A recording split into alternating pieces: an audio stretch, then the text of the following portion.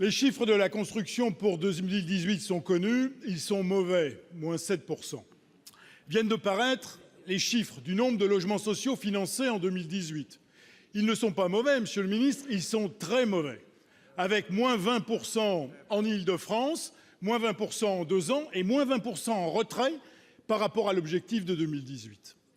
Bien évidemment, tout le monde s'inquiète pour 2019 car il n'y a aucune chance que la situation s'améliore.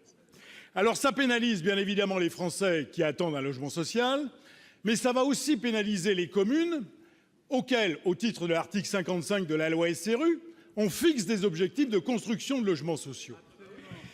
En 2015, le CGEDD, organisme d'État, avait déjà tiré la sonnette en disant qu'en 2019, les 2/3 des communes risquaient d'être carencées parce que les objectifs assignés étaient trop importants. Combiné à cette crise du logement social que vous avez créée par vos choix politiques, vous allez mettre beaucoup de communes dans une très grande difficulté. Alors, monsieur le ministre, quelles instructions le gouvernement entend-il donner au préfet de région qui préside le comité régional de l'habitat pour que cette difficulté soit prise en compte au moment où sera jugée la bonne volonté des maires pour construire du logement social? Merci.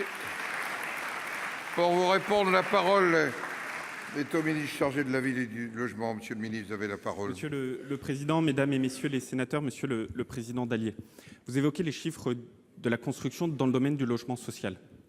On vient de les avoir, vous l'avez dit.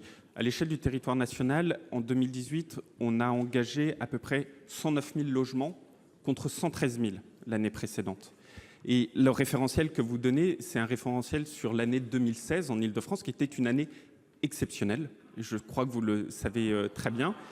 Et que cette année-là, de manière générale, en Île-de-France, c'est moins 3% par rapport à l'année dernière, mais c'est à peu près le même niveau que l'année 2015. Ça, c'est la réalité des chiffres qu'on a. Mais vraiment, et je crois qu'on se connaît suffisamment, je ne suis absolument pas là pour soit faire de l'angélisme, soit dire que les chiffres sont bons. Aujourd'hui, nous n'avons absolument pas suffisamment de logements sociaux. Alors, qu'est-ce qu'il faut faire face à ça? Il y a au moins 2 choses qu'il nous faut faire à très court terme. La première, c'est de faire en sorte qu'on lève les incertitudes, les inquiétudes qui, aujourd'hui, perdurent au sein du mouvement des logements sociaux. C'est notamment toute la démarche de la clause de revoyure que nous avons engagée, à laquelle vous participez, Monsieur le Président Dallier, pour qu'on puisse trouver les solutions, notamment vis-à-vis des inquiétudes de l'année 2020 que nous connaissons bien. La deuxième chose, c'est de mettre en œuvre la réforme que nous avons portée dans le cadre de la loi Elan. Et j'en veux pour preuve juste un élément. Vous savez, on a beaucoup poussé, et certains dans ces bancs poussaient également, pour un certain nombre de regroupements.